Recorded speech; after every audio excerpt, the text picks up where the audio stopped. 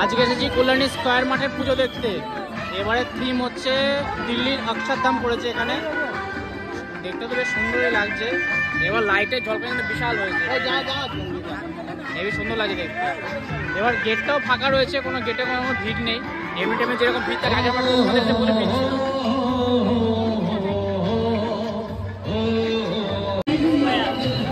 প্রচুর ভিড়। ঠাকুরটা জাস্ট দেখার আছে, ঠাকুরটা কিরকম কি হয়েছে। ভেতরে তো প্রচুর ভিড় দেখতে পাচ্ছি। ঠাকুরটা ভীষণ সুন্দর লাগছে কিন্তু। চলো বেশি দূরে না গিয়ে সামনে থেকে দেখি। দারুণ একটা প্যান্ডেল স্কয়ার মাঠের, ঠাকুরটা বেশ সুন্দর লাগছে।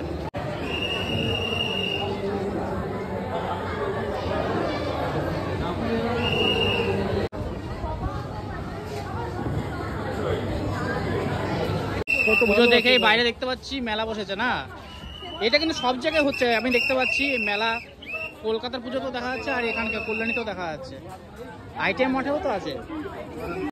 এখানে রয়েছে দোলনা, আর এখানে কিন্তু কাদা কাদা প্রচুর রয়েছে, স্লিপ কার ভয় রয়েছে, কিন্তু বেশ ভালো লাগছে। প্রচুর ভিড় ভাড়া করছে, দ্বিতীয় দিনকে এত ভিড়।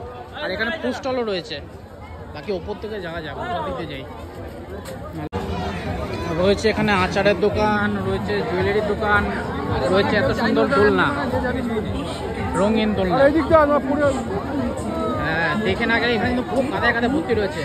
অ্যাকচুয়ালি বৃষ্টি হচ্ছে না সেই জন্য, বাকি এখানে খাওয়ার দোকান কিন্তু প্রচুর রয়েছে। এখানে মথুরা কেকের দোকান, আসল মথুরা কেক দেখে দেখে যেতে হবে। প্রচুর মথুরা কেক রয়েছে দেখো। আর এ হলো দোলনা, বেশ সুন্দর। A9 স্কয়ার মাঠে কিন্তু প্রচুর বড় একটা মেলা বসেছে, প্রচুর দোকানপাট রয়েছে খাওয়া দাওয়ার। খাদ্যপ্রেমীদের জন্য কিন্তু স্বর্গ বলতে গেলে। এই লাইনের এটা হচ্ছে অটো স্ট্যান্ড, বিশাল লাইন বিশাল লাইন। যাই হোক, এই পুজো A9 মাঠের পুজো কমপ্লিট। এবার যাবো হচ্ছে ITI মাঠের পুজো দেখতে। গাড়িটা নেবো, গাড়িটা নিয়ে জাস্ট এখান থেকে বেরিয়ে যাবো।